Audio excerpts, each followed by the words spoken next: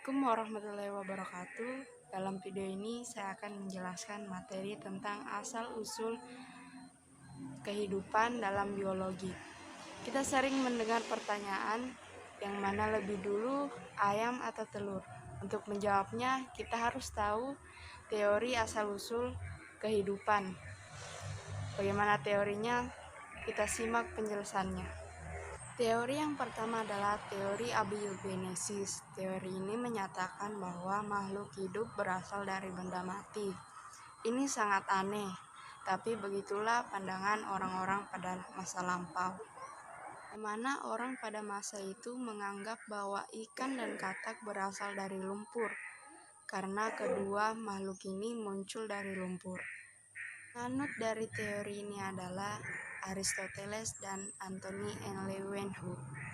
Teori yang kedua adalah teori biogenesis. Teori ini menyatakan bahwa makhluk hidup berasal dari makhluk hidup lainnya.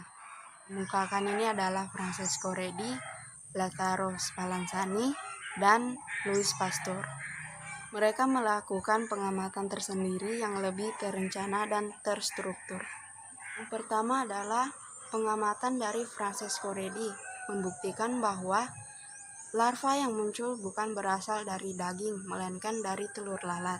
Yang kedua, hasil pengamatan dari Lazzaro Spallanzani membuktikan bahwa organisme tidak lahir dari benda mati, melainkan dari makhluk hidup lainnya.